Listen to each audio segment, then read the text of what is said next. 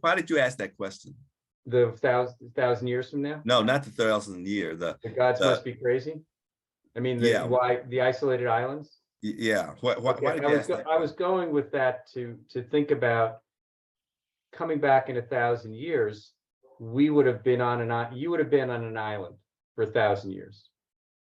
Okay. And so whatever you come back to, Yeah, in there'd all be a lot of likelihood- strange things I wouldn't understand if And- we were here. right.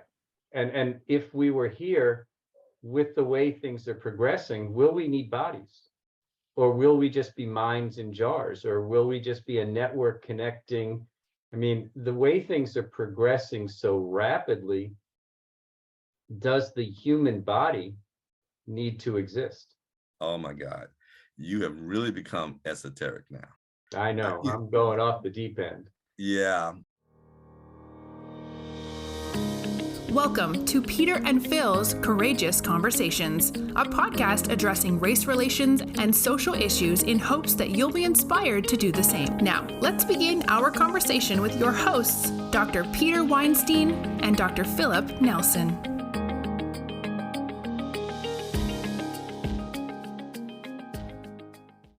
I had lunch with a good friend. Towards the end of the conversation, it was one of these 2-hour lunches where we've solved all the veterinary world's problems and some of the other world problems. He said, so, Peter, if you could come back in 1,000 years and take a look and see how things are going, would you want to? So, Phil, if you could come back in 1,000 years, assuming you're not still the dean in 1,000 years of another veterinary school, in 1,000 years, if you could come back and just take a look at to where we are and how we're doing, would you want to do so? Absolutely. Okay. Why? Why not? I'm trying to figure out why anybody would say no. I'll tell you why. I said no. Good. That's what I figured. Go ahead. Remember the end of the original Planet of the Apes? Charlton Heston riding a horse with the mute girl coming upon the Statue of Liberty. Yeah, and then realizing that they had wiped themselves out after all that. That's exactly why. I have that fear that we're heading in that direction just because of so much of what's going on present day, whether it's global warming, whether it's nuclear, whether it's just this inability to have a conversation, all of those things. And it worries me for my kids and as to what they're going to have to deal with. And I guess I'd like to leave when I leave, thinking that the world will be better and be fine. And I really don't want to come back and find that it's not. Well, I still say emphatically yes. And now I'm going to tell you why. First of all, everybody that I would have loved and known would be dead by then anyway, regardless of what I find, right? So it's not about that as much as it is about my interest in humanity. And I will have been dead and gone. So from a scientific physics related standpoint, the ability to come back and view the consequences of our actions now, 1,000 years from now, would be almost theoretical. And if I'm able to do that, I'm in another plane of understanding. So I don't care. Now, if I'm able to break the time barrier and find out what's going to look like in 1,000 years and come back, I might care a little more about whether I want to see it. But I still would want to see it because I would believe that if I find out that we're not here anymore, or we made some catastrophic mistake and we are here, but things are a whole lot worse, that I might be able to have an influence on that. And I'd definitely be motivated to work harder. And I may find out that I'm wrong. Climate change is not the big deal that I thought it was. There's something else that's going to take us out before climate change does. The Andromeda strain. The Andromeda strain or the COVID strain. So yeah, I want to know how we came out. I want to know if we were able to get it together. There's always going to be unrest. There's going to be a Chinese emperor too. San Salvador is still a country that may or may not join the rest of the world. I mean, there's always going to be threats, and so what you and I are experiencing and talking about, there are people in the Amazon forest right now that has no effect on them. They're burning their forests to grow food. And they've been living like that for years. And we're worried about the carbon dioxide dump that's they're eliminating. We're back to perspectives again. Mm-hmm. Right? And the question is, how does that add up? And my mind isn't big enough to figure out how all these individual issues add up to societal advancement. But it's an intriguing question, and I want to see the answer sheet to the test after I've taken the test. How about if we give you the answers beforehand and then you spend the rest of your life preparing for the test? Well, that's not a test. I mean, you could. Life is the test, and we're fighting over what we think the answers are. The question is, how do we fight? You remember a movie called The Gods Must Be Crazy? No. It's where a Coke can falls out of a plane and lands in Africa, undeveloped area. How much of the world, 7 billion people that we have, live in an environment that is so isolated that they have no clue about the challenges that we're all dealing with? What do you think? 10%, 20%? Yeah, I would say you're close to that. It may be as high as 20. Okay. It all depends on what your definition of isolation is. I mean, they may have no electricity. They may have limited access to information. But they may have knowledge. Correct. They have knowledge of what's going on locally, and maybe from somebody who passes through that brings information. But they haven't been influenced by external variables. Yeah, I think that's a very small percentage. And I'm not sure, but I'm sure as big as this globe is, and with all of the different topographies, you might come up with 20%. They'd be extremely scattered. But even then, even though I said that, I watch a lot of nature shows too. And, we have behavioral scientists that are contaminating those groups, just observing them. Right. Right. Which means that your whole question has already been dumped. The percentage of purely untouched people who don't know anything about the progresses outside of their community is probably nil. Yeah, because the minute somebody starts to do research on them, somebody has influenced them. That's right. There's got to be an island somewhere. Oh, I doubt there's an island. Yeah. You mean the island of people somewhere? There are. I'm sure there are. But even when we lived in villages, we reached out to other villages.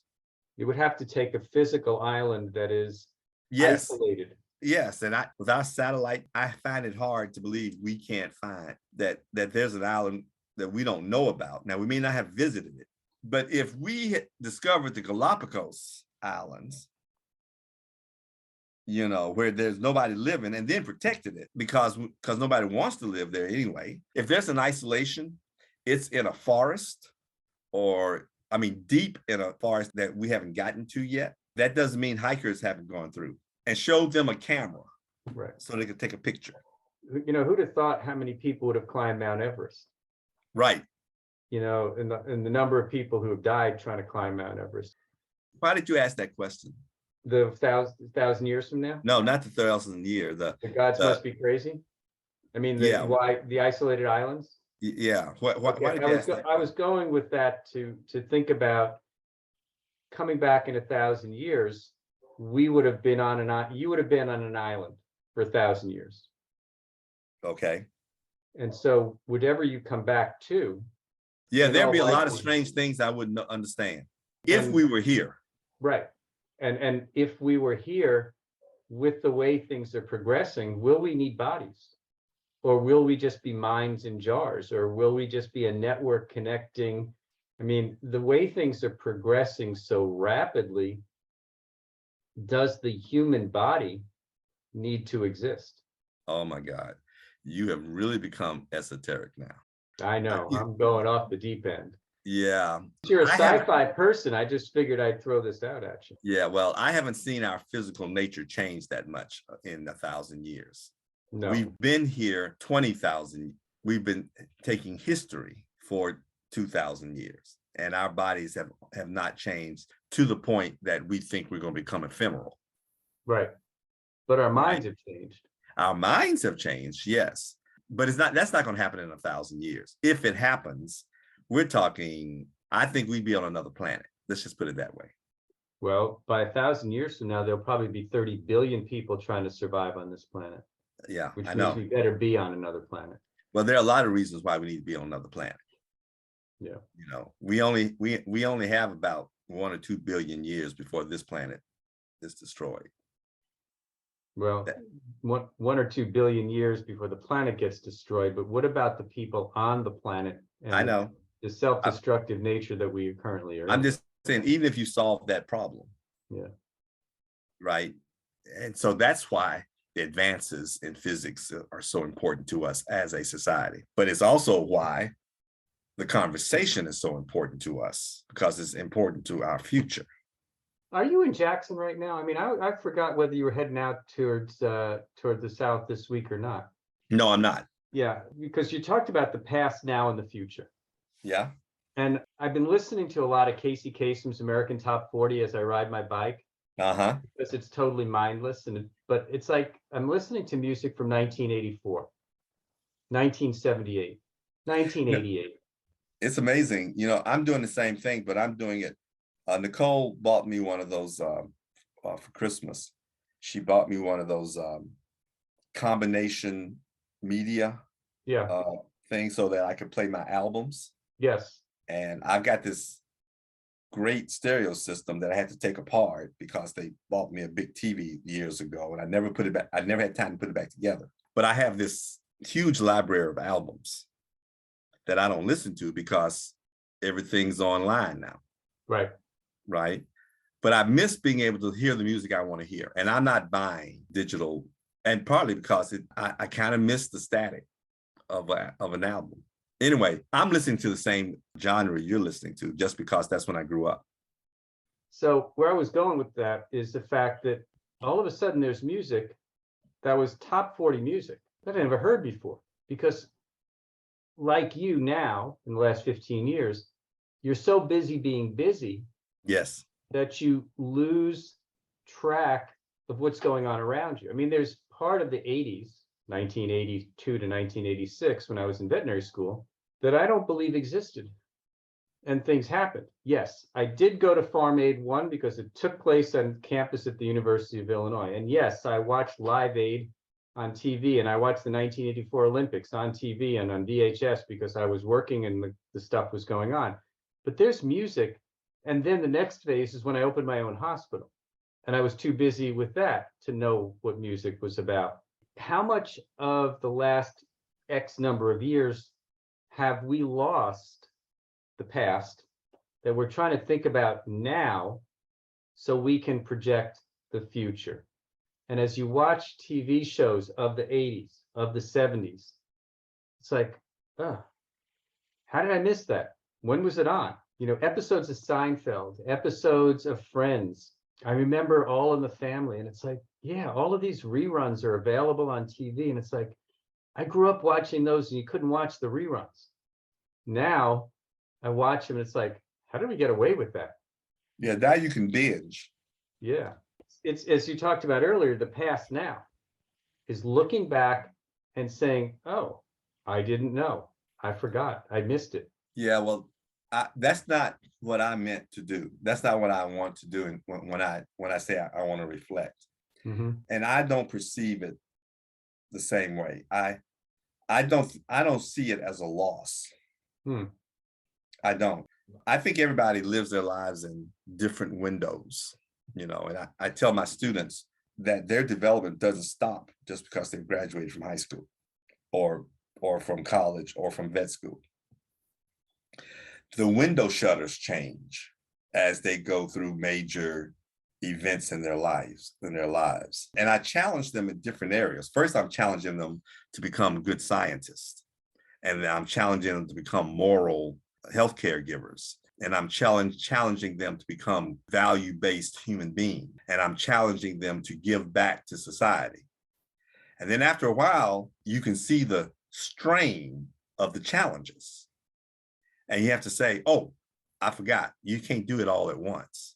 It's going to take some time for you to become a competent veterinarian.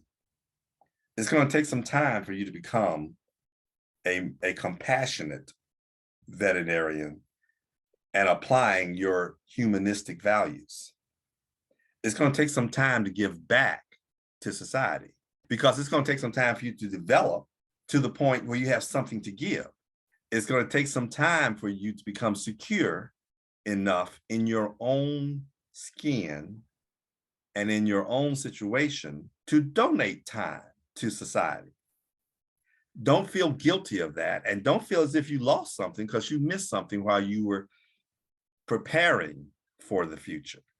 And I like to suggest that they think of life in 3 to 5 year windows, but at some point you need to include in that the time to give back. The things that you're doing, I admire you for the things that you're doing in providing healthcare for the indigent and setting up vaccination clinics in veterinary deserts, organizing veterinarians who don't have the time to organize, so that they can contribute their efforts. All of you should be applauded for that. My time is given in a different way in preparing young people. And so we each have our avenue. Well, we would continue this conversation on the past and the future some point in time, but that 1,000-year question came more on the future side of things. And I have one final question to wrap up today. No, you said the last one was final. Yeah, well, this is the final. Final. And then there's a final. No. Oh, okay. This is just the final. Will you have your memoir done in 1,000 years? I sure hope so. We have a mutual friend that started haranguing me about writing a memoir 3 or 4 years ago. There was no way I was going to get it written while I'm dean. And the way things have been going lately, I'm even wondering if it's even going to get started before the end of the year. Anyway, I do have a plan to finish it in a year and a half. I now have a reason to come back in 1,000 years. Why is that? I'll see if you finished your memoir.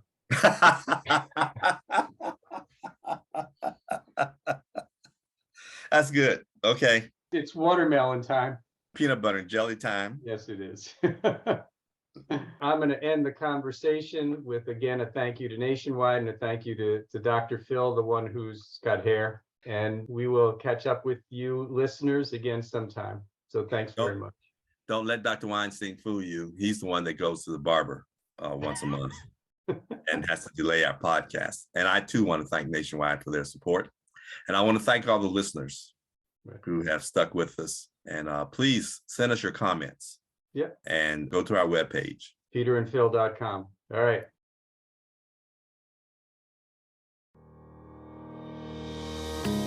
Thank you for joining us for another courageous conversation. Be sure to follow us and check back next week for more.